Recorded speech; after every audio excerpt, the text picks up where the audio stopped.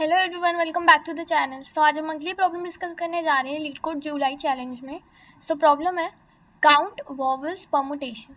सो इस प्रॉब्लम में क्या करना है, इसमें हमें एक इंटीजर दिया हुआ है n, ठीक है, और हमें बताना है कि हम कितनी स्ट्रिंग्स बना सकते हैं ऑफ लेंथ n। कुछ रूल्स दिए हुए हैं। पहला रूल है कि जो स्ट्रिंग होएगी उसमें सारे लोअर केस वॉवल होंगे, ए ई आई ओ यू, ठीक है। जो ए वॉवल है उसके बाद ई ही आ सकता है, ठीक है।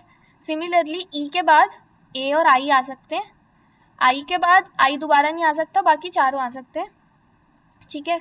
ओ के बाद या तो आई आएगा या तो यू आएगा, और यू के बाद या सिर्फ ए आएगा, ठीक है।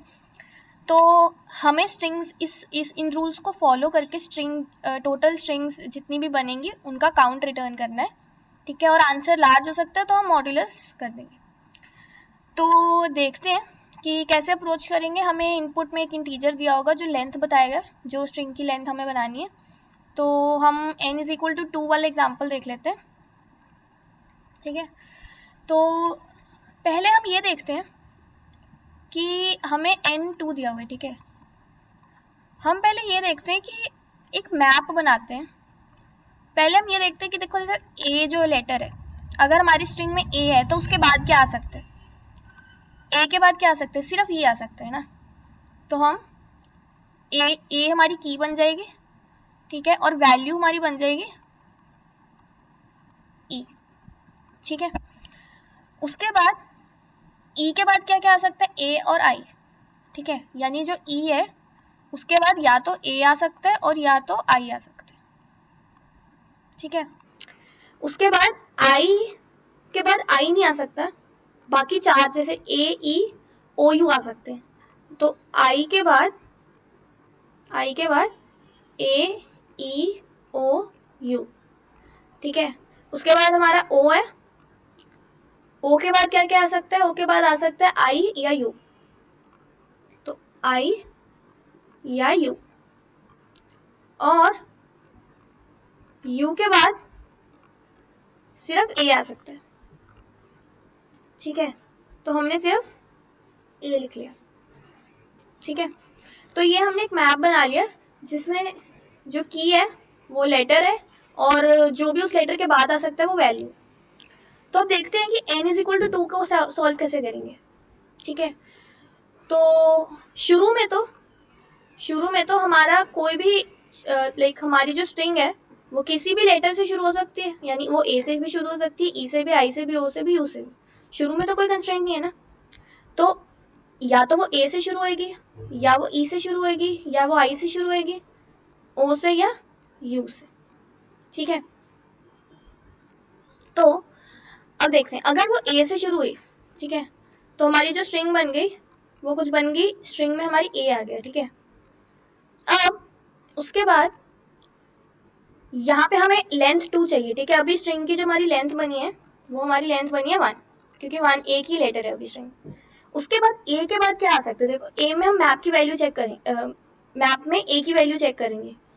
ए के बाद सिर्फ ई आ सकता है, यानी कि इसके बाद जो स्ट्रिंग बनेगी उसमें आएगा सिर्फ ई, यानी स्ट्रिंग क्या बन सकती है, सिर्फ ए जो पहले था और साथ में इसके लगेगा ई, ठीक है। और इसकी हमारी लेंथ क्या बन गई, 2। तो यहाँ पे हमारा बेस केस हिट कर जाएगा जब हमारी लेंथ हमारे n के इक्वल आ जाएगी, ठीक है। तो यहाँ जब हमारी जो लेंथ है वो n के इक्वल आ गई तो हमारा बेस केस हिट कर जाएगा और हम इस स्ट्रिंग का काउंट ले लेंगे, मतलब ठीक है, ऐड कर लेंगे। उसके बाद हम फिर यहाँ ई पे जाएंगे, ई पे देखते हैं, ई पे 2 बन सकते हैं, ए से ई के बाद ए आ सकता है या आई आ सकता है, यानी ई के बाद, ठीक है, क्या कर सकते हैं हम, ई के बाद ई तो था ही ऑलरेडी और ए डाल सकते हैं, या ई के बाद हम आई डाल सकते हैं, ठीक है। तो ये 2 स्ट्रिंग्स बन जाएंगे। उसके बाद आई में देखो, आई में क्या 4 पॉसिबिलिटीज बनेंगे। आई के बाद ए आ सकता है, यानी क्या बन सकती है हमारी स्ट्रिंग, आई ए, या फिर हमारी बन सकती है आई ई, या बन सकती है आई ओ, या बन सकती है आई यू, ठीक है। सिमिलरली ओ के बाद ओ आई ओ यू और यू के बाद जैसे यहाँ पर लिख ही लेती हूँ, ओ के बाद बनेगा ओ आई और ओ यू, ठीक है। और यू के बाद यू का क्या बनेगा, सिर्फ ए आ सकता है यू के बाद, तो यू ए, ठीक है। तो अगर हम काउंट करें तो एक हमारी ये बनी 1, ठीक है, ये 2 3 4 5 6 7 8 9 और 10, तो हमारा आंसर क्या आ जाएगा 10, यानी कि 10 स्ट्रिंग्स पॉसिबल है ऑफ लेंथ 2, ठीक है। तो ये हमारा बेसिकली अप्रोच है, रिकर्जन से करेंगे हम इसको, ठीक है। हम एक मैप बना लेंगे इनिशियली जो हर लेटर के नेक्स्ट कैरेक्टर स्टोर कराएगा, ठीक है। और इसमें रिपीटेटिव कॉल्स तो होंगी, ठीक है। जब बड़ा टेस्ट केस लेंगे तो उससे पता लग जाएगा कि रेपिटेटिव कॉल्स हो रही है, तो मेमोराइजेशन हम लगा लेंगे, ठीक है। मेन तो रिकर्जन तक का होता है, रिकर्जन लिख लिया तो मेमोराइजेशन तो कोई बड़ी बात नहीं है। रिकर्जन में हम क्या कर रहे हैं, शुरू में हम हर कैरेक्टर को चूज कर रहे हैं, क्योंकि जो फर्स्ट लेटर होता है वो तो कोई भी हो सकता है, ठीक है, उस पर कोई कंस्ट्रेंट नहीं है। पर जब उसके बाद जो आएंगे वो डिपेंड करेगा जो पिछला कैरेक्टर था उस पर। अगर पिछला कैरेक्टर ए है तो अगला ई हो सकता है, पिछला कैरेक्टर ई है तो अगले ए या आई हो सकते हैं, कोई और नहीं हो सकता। तो आई होप कि अप्रोच समझ आ गई होगी। कोड देख लेते हैं इसका एक बार।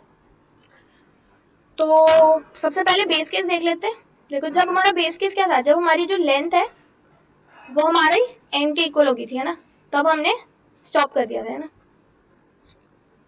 तो देखो सबसे पहले तो हमें क्वेश्चन में एक ये फंक्शन दिया होगा काउंट वोवेल परम्यूटेशन n दिया होगा, हमने सबसे पहले ये मैप बना लेना है, ठीक है। ये जो मैप है इसको मैंने यहाँ डिक्लेयर कर दिया प्राइवेट में, ठीक है। इंट की है, जो हमारी की है वो जो हमारी की है वो हमारी इंटीजर ले लो या कुछ भी ले लो, वो एक ही बात है, ठीक है। और जो हमारा बेसिकली तुम यहाँ पे इसको कैरेक्टर भी ले सकते हो, ठीक है। और जो हमारा वैल्यू होगा वो हमारा वेक्टर है, ठीक है, वेक्टर, क्योंकि यहाँ पे ये वेक्टर स्टोर होगा एज अ वेक्टर, ठीक है। उसके बाद एक मॉड वेरिएबल ले लिया प्राइवेट में, तो ये हमने मैप में सारी वैल्यूज डाल दी हैं, ठीक है। हर लेटर के कॉरस्पॉन्डिंग ए के कॉरस्पॉन्डिंग ई आ सकता है, ई के कॉरस्पॉन्डिंग ए। अब तुम सोचोगे कि यहाँ सी क्यों लिया, सी ना शुरू में, मैं पहले बताती हूँ यहाँ पे रिकर्सिव फंक्शन में हम क्या पास कर रहे हैं। देखो रिकर्सिव फंक्शन में n जा रहा है, अभी i जा रहा है, ठीक है। और ये हमारा प्रीवियस कैरेक्टर है, क्योंकि देखो यहाँ पर अगला क्या आएगा वो डिपेंड करता है प्रीवियस पे, तो हमें प्रीवियस पता होना चाहिए ताकि हम चूज कर सकें कि आगे क्या आएगा, है ना।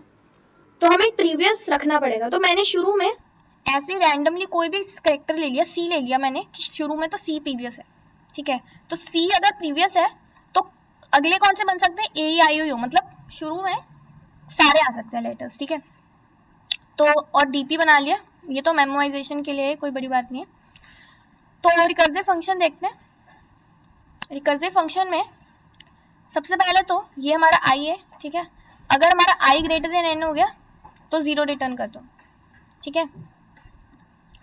और अगर हमारा, जैसे हमने यहाँ बेस केस डिस्कस किया था, अगर हमारा जो आई है, जो हमारी जो भी लेंथ है इक्वल टू एन हो जाएगी, तो हम देखेंगे कि प्रीवियस क्या है। अगर प्रीवियस ए है तो कितने बन सकते हैं, एक ही बन सकते हैं, ठीक है। अगर प्रीवियस ई है तो कितने बन सकते हैं, 2 बन सकते हैं। प्रीवियस आई है तो 4 बन सकते हैं, ठीक है, 4 बन सकते हैं सिमिलरली। और अगर प्रीवियस हमारा, सपोज प्रीवियस हमारा सी आ जाता है, क्योंकि यहाँ पे हमने सी भेजा था, तो अगर प्रीवियस सी है तो 5 रिटर्न हो जाएगा। क्यों 5, क्योंकि 5 आ सकती है, ठीक है। तो ये बेस केस हो गया। उसके बाद ये मेमोराइजेशन वाला काम है, ठीक है। हम एक आंसर वेरिएबल लेंगे और एक लूप लगाएंगे। नेक्स्ट हम हर जो भी हमारा प्रीवियस कैरेक्टर है मैप में से, उसके नेक्स्ट जो कि देखो जैसे अगर प्रीवियस आई है तो अगले कौन से हो सकते हैं, ये सारे। तो हम हर अगले पे जा रहे हैं, नेक्स्ट पे, और उस पे रिकर्सिव कॉल कर रहे हैं, जैसे ही हम यहाँ कर रहे थे। जैसे ए पे आ गए थे, अब ए से देखा कि ई है अगला, ई आ सकते हैं नेक्स्ट ए के, तो हम उस पे कॉल कर रहे हैं एक लेंथ बढ़ा के, और अब प्रीवियस जो बन जाएगा वो हमारा नेक्स्ट बन जाएगा, ठीक है। और मॉड ले रहे हैं और आंसर में स्टोर कराते रहेंगे वैल्यू, और लास्ट में हम आंसर मॉड रिटर्न कर देंगे। और मेमोराइजेशन कर रहे हैं, टेबल बना रहे हैं, एक डीपी टेबल, ठीक है, n+2 साइज का, और 2D एरे बेसिकली, और कॉलम्स होंगे 27, ठीक है। बाय डिफॉल्ट वैल्यू -1 रहेगी। 27 हमने इसलिए लिया है क्योंकि टोटल कैरेक्टर्स कितने होते हैं हमारे 26 अल्फाबेट्स में, तो हमने 27 ले लिया। तो ये हमारा कोड है बेसिकली। यहाँ पे हम चेक कर रहे हैं कि अगर ऑलरेडी वैल्यू हम कैलकुलेट कर चुके हैं तो वही रिटर्न कर दो, नहीं तो हम ये लूप चलाएंगे और बाद में ही स्टोर करा लेंगे। सबमिट करके देख लेते हैं।